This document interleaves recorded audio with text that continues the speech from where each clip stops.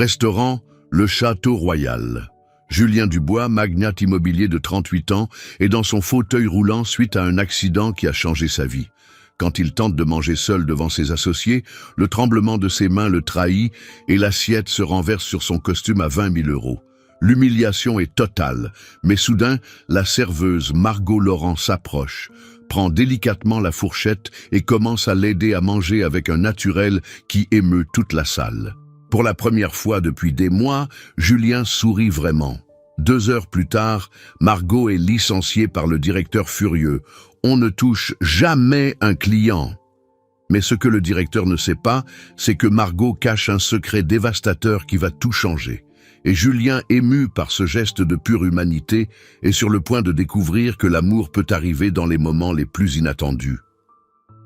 Paris, 8e arrondissement. Le restaurant, le Château Royal, brillait comme un joyau au cœur de la capitale française, avec ses lustres en cristal qui réfléchissaient des lumières dorées sur les murs recouverts de velours bordeaux. C'était le temple de la haute gastronomie parisienne, fréquenté par l'élite financière qui décidait du destin économique de la France.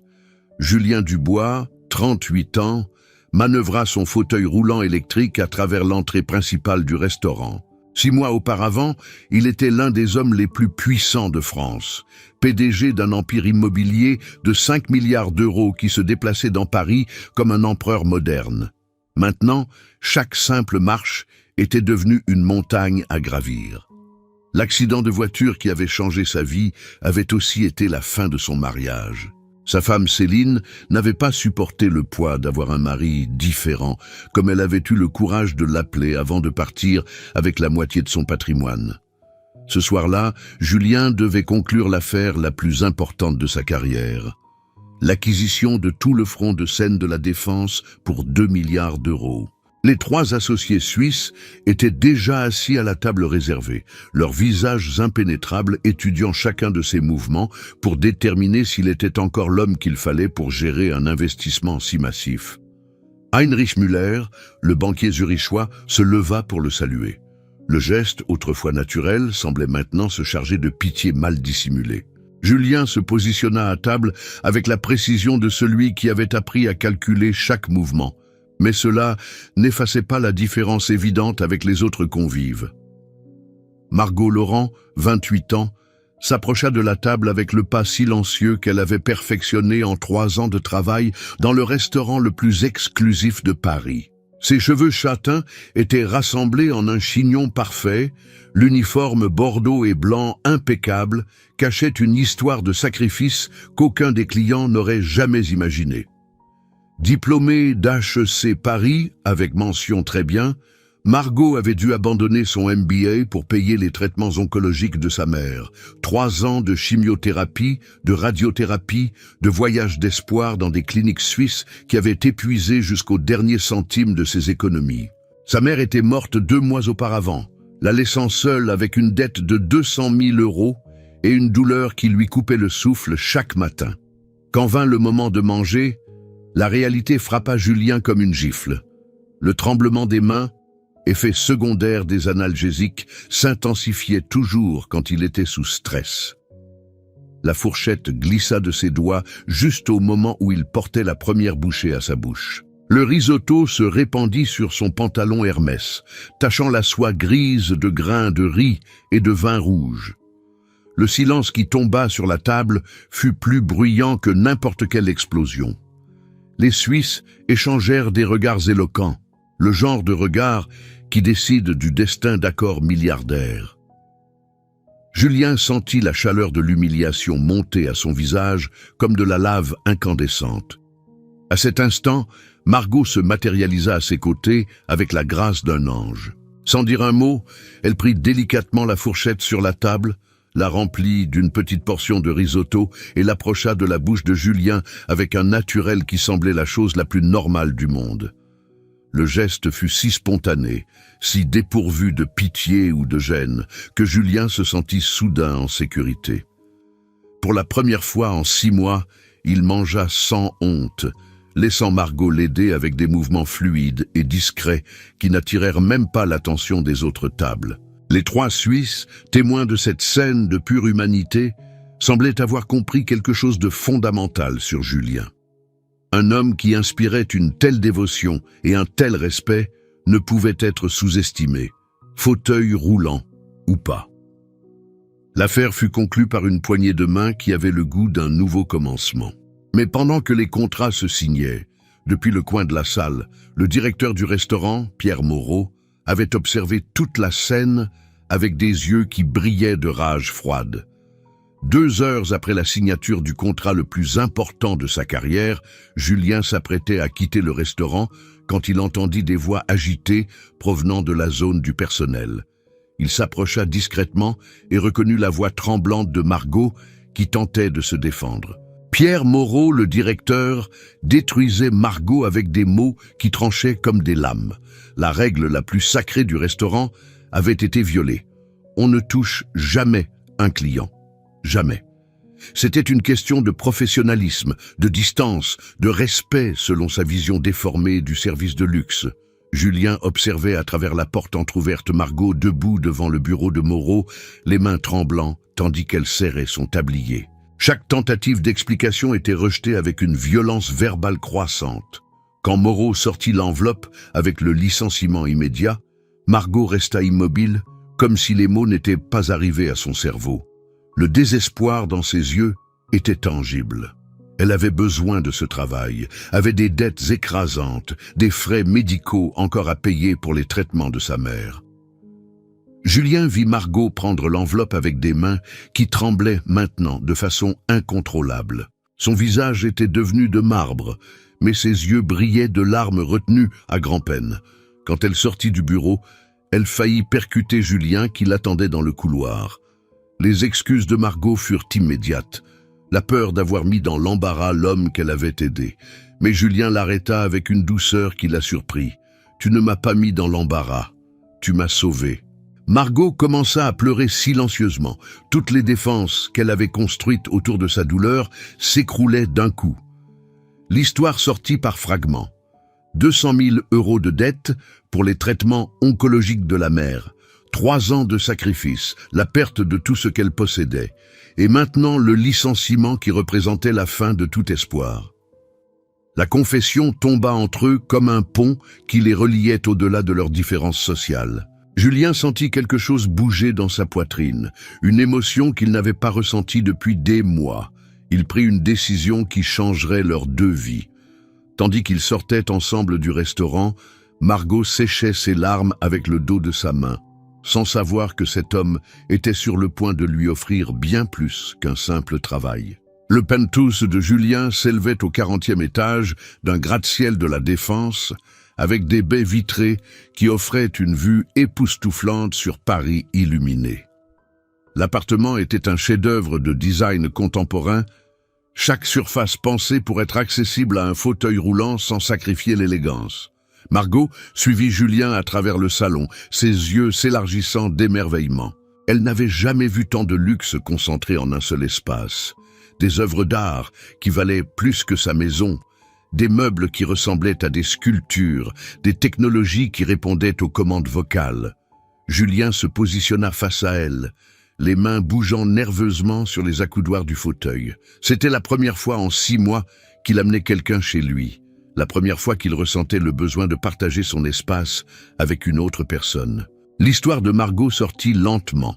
Le carcinome du pancréas de sa mère, les voyages d'espoir vers des cliniques européennes, la vente de tout ce qu'elle possédait pour payer des traitements qui n'avaient finalement servi à rien. 3 ans de lutte contre un ennemi invisible qui avait quand même gagné, la laissant avec une dette impossible et aucune qualification pour un travail qui lui permettrait de s'en sortir. Mais Julien avait une offre qui dépassait toute attente. Pas de la charité, mais un vrai travail. Assistante personnelle avec un contrat annuel de 120 000 €, logement inclus dans l'immeuble et une avance de 200 000 € pour couvrir ses dettes en cours. Margot resta sans voix, les chiffres dansant devant ses yeux comme un mirage. L'offre semblait trop généreuse pour être vraie, mais Julien expliqua sa logique avec une sincérité désarmante. Ces 6 derniers mois, il avait découvert que tous autour de lui avaient changé d'attitude. Les amis le traitaient comme un malade en phase terminale, les associés comme un partenaire peu fiable, les femmes comme quelqu'un à éviter. Margot était la seule personne qui l'avait regardé et avait vu simplement un homme qui avait besoin d'aide. Il n'avait pas besoin d'assistance médicale. Il avait des kinésithérapeutes, des médecins, des infirmiers pour ça.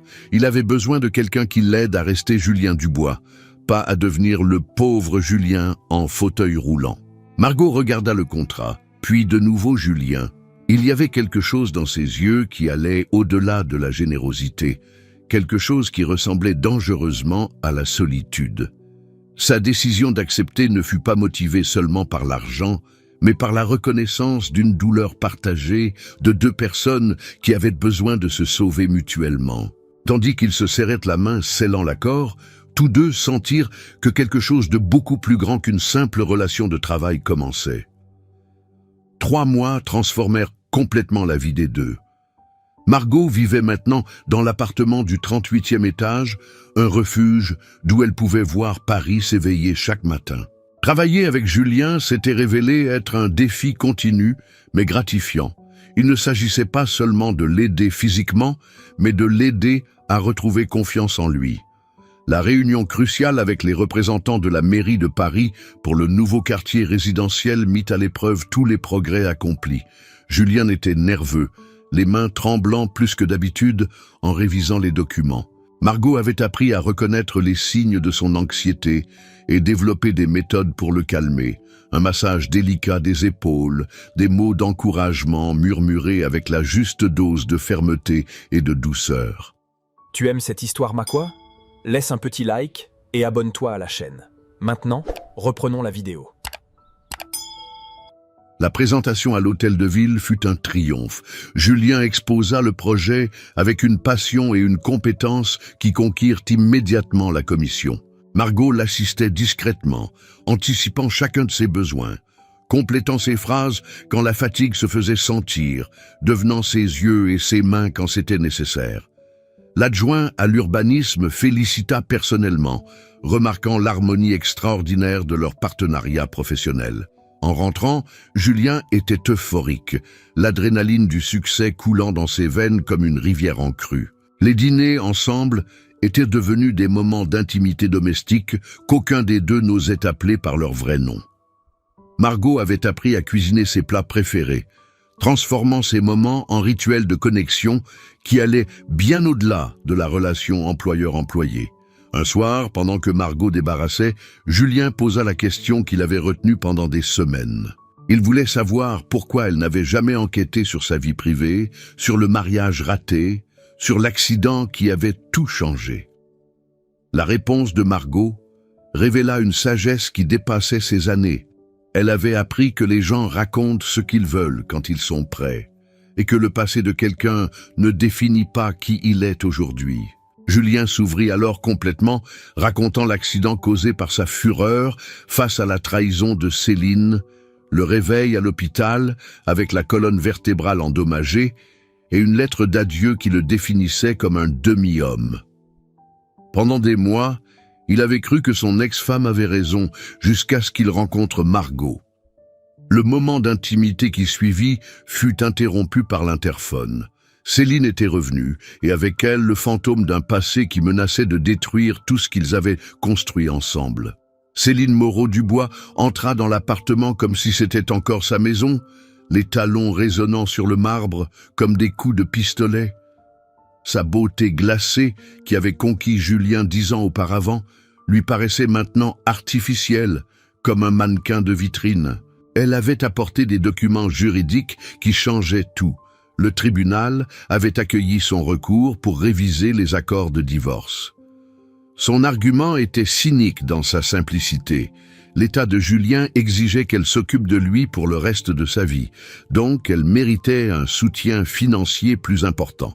L'hypocrisie était évidente pour tous, sauf pour le système judiciaire qui l'avait écouté. La femme qui avait fui l'hôpital, avant même que Julien ne se réveille du coma, prétendait maintenant être prête à revenir, être l'épouse qu'il méritait. Margot observait la scène en se sentant déplacée, mais avec chaque cellule de son corps qui criait contre l'injustice. Julien répondit avec un calme qui cachait une rage volcanique, rappelant à Céline toutes les nuits où il avait dû apprendre à reconstruire son estime de soi pièce par pièce, sans elle.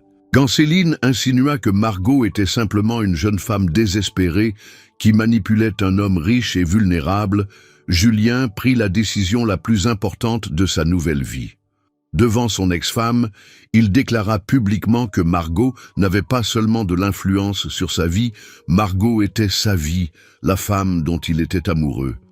Les mots tombèrent dans la pièce comme des bombes, changeant tout à jamais. Céline resta glacée, Margot stupéfaite, mais Julien avait enfin trouvé le courage de dire la vérité qu'il avait cachée même à lui-même. La bataille juridique qui suivit devint un cirque médiatique qui fit les gros titres des journaux parisiens pendant des semaines. Margot se retrouva au centre d'un ouragan qu'elle n'avait jamais demandé. Photographe, titre sensationnaliste, sa vie privée disséquée publiquement. Julien mit fin au cirque par un coup que personne n'attendait. Une conférence de presse où il déclara ouvertement son amour pour Margot devant le monde entier. Il raconta la vérité sur leur histoire, sur comment elle l'avait sauvé quand tous les autres l'avaient abandonné, sur comment il avait appris que l'argent pouvait tout acheter sauf les choses qui comptaient vraiment. Le procès se conclut par la victoire complète de Julien. Céline non seulement perdit le recours, mais fut aussi obligée de rendre une partie du patrimoine quand les enquêteurs découvrirent des biens cachés pour des millions d'euros. Le soir du jugement définitif, Julien et Margot étaient assis sur la terrasse du penthouse, contemplant Paris qui brillait à leurs pieds comme une mer d'étoiles. Le cirque médiatique était fini, la justice avait triomphé. Mais surtout, ils avaient trouvé le courage de reconnaître ce qu'ils ressentaient l'un pour l'autre. Julien sortit de la poche de sa veste une bague qui sembla capturer toute la lumière de la ville. La demande en mariage fut simple et directe. Pas par commodité, pas par pitié, pas par gratitude, mais par amour pur et authentique. La réponse de Margot scella non seulement leur fiançailles, mais la victoire de l'amour véritable sur tout le reste. Un an plus tard, le mariage fut célébré dans un château de la Loire, en présence de 200 invités qui avaient été témoins de leur incroyable histoire d'amour. Margot marcha vers l'autel dans une robe Dior qui la faisait ressembler à une princesse, tandis que Julien l'attendait dans son fauteuil décoré de roses blanches, plus beau et rayonnant que n'importe quel prince de conte de fées. Au premier rang étaient assis tous les employés du restaurant Le Château Royal, invités personnellement par Julien qui avait acheté l'établissement 2 mois auparavant et licencié immédiatement le directeur Moreau. Dans son discours de remerciement, Julien parla de comment la vie brise parfois les gens pour leur apprendre à se reconstruire plus fort, de comment elle enlève tout pour faire comprendre ce qui compte vraiment, de comment elle fait rencontrer la bonne personne au mauvais moment pour découvrir que c'était le bon moment depuis toujours. Margot sourit à travers les larmes de bonheur, sachant qu'ils avaient réussi à transformer 2 vies brisées en une histoire d'amour qui inspirerait quiconque croirait au pouvoir de la seconde chance. Les mois suivants virent naître la Fondation Laurent Dubois, dédiée à aider les familles en difficulté financière à cause de frais médicaux. Chaque année, la Fondation distribuait des millions d'euros pour des traitements oncologiques, des kinésithérapies, du soutien psychologique, transformant leur histoire personnelle en espoir pour des milliers d'autres personnes. Julien avait appris à remarcher avec l'aide d'exosquelettes robotiques, mais avait gardé le fauteuil roulant comme rappel de l'importance de ne jamais rien tenir pour acquis. Margot avait terminé son MBA et dirigeait maintenant la division caritative de l'Empire de Julien, utilisant son expérience personnelle pour identifier qui avait vraiment besoin d'aide. Leur histoire d'amour devint légendaire à Paris. L'exemple vivant que le véritable amour ne regarde pas les fauteuils roulants, les comptes en banque ou les différences sociales, mais le cœur et la capacité de se voir mutuellement pour ce qu'on est vraiment. Car parfois les plus belles histoires commencent précisément par un geste simple, aider quelqu'un à manger quand ses mains tremblent trop pour le faire seul, et découvrir que dans cet acte de pure humanité naît quelque chose d'infiniment plus grand que l'amour lui-même. Cette histoire vous a-t-elle touché le cœur? Vous a-t-elle fait croire que l'amour peut vraiment naître dans les moments les plus difficiles et transformer deux vies brisées en une histoire d'espoir? Si vous aussi vous croyez que la vraie force ne réside pas dans le fait de ne jamais tomber mais de toujours se relever, que l'amour authentique ne regarde pas les différences, mais le cœur, et que parfois les gestes les plus simples peuvent tout changer, mettez un like et partagez cette vidéo. Racontez-nous dans les commentaires, avez-vous déjà fait ou reçu un geste de pure humanité qui a changé votre vie? Croyez-vous que l'amour peut vraiment surmonter tous les obstacles? Connaissez-vous des histoires de personnes qui ont trouvé la force de recommencer après avoir tout perdu? Partagez vos expériences et faisons parvenir ce message d'espoir au plus grand nombre de personnes possible. Parce que nous méritons tous une seconde chance, nous méritons tous d'être aimés pour ce que nous sommes. Et nous pouvons tous être l'ange que quelqu'un d'autre attend. Abonnez-vous pour d'autres histoires qui célèbrent le courage d'aimer au-delà de toute barrière. Likez, commentez, partagez et abonnez-vous pour des histoires qui prouvent que le véritable amour peut guérir toute blessure et transformer tout destin.